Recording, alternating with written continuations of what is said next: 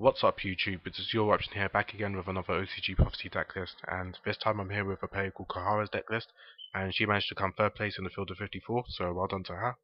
And as always, I'll put a link in the description to the place from which I got the decklist from.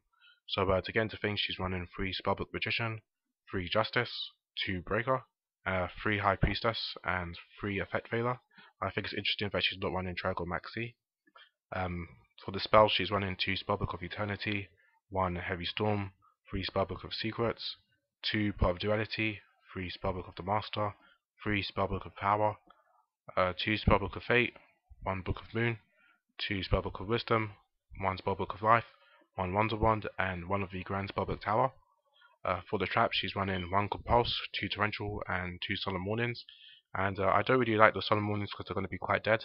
And there's also something else which she cited which is going to make it even more dead. But I would have just, run 2 Compulse and 2 Torrential. And I really think that these two are probably the best traps, the best, most common traps to run in Prophecy, because Torrentialing your own Breaker or Spellbook Magician isn't too bad, because both of these cards are inherently a +1, and even Torrentialing a High Priestess wouldn't be too bad, because you could always chain a Spellbook of Wisdom, and you could always bring it back next turn with Spellbook of Life. And for Compulse, it sort of acts like a Wisdom, and it has all of the benefits of being Compulse. And by acting like Wisdom, what I mean is that if you have, let's say, 3 Spellbooks in your hand, and you attempt to summon a High Priestess, and your opponent goes Bottomless or like Fiendish Chain, and you have a set Compulse, you could just go Compulse the High Priestess back to your hand, and then summon it again. So I really like Compulse in Prophecy, and if I was to run traps, Compulse would probably be one of the first traps I look to run, and same with Torrential. But yeah, just putting this back into the side. Into the extra deck, she's running a Catastor, 1 Librarian, 1 Arcanite Magician, 1 Black Rose, 1 Scrap Jacket, and 1 Stardust. This is pretty standard, and she's not running the Tempest because the OCG don't have access to Star Hall, and she's also not running Magical Exemplar, so that's understandable.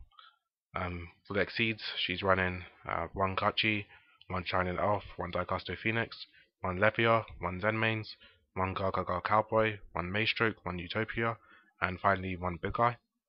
The Exceeds are pretty normal as well. And for the side, she's running 2 Injection Fairy Lady, and this is what I meant by something in the side making Solemn even more dead.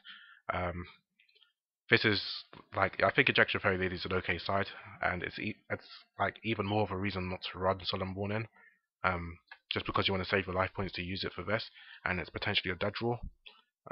So yeah.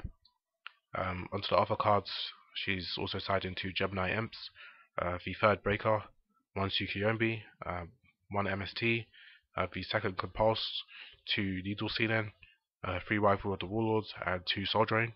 So overall, except for the things which I mentioned, I think it's actually a pretty solid deck.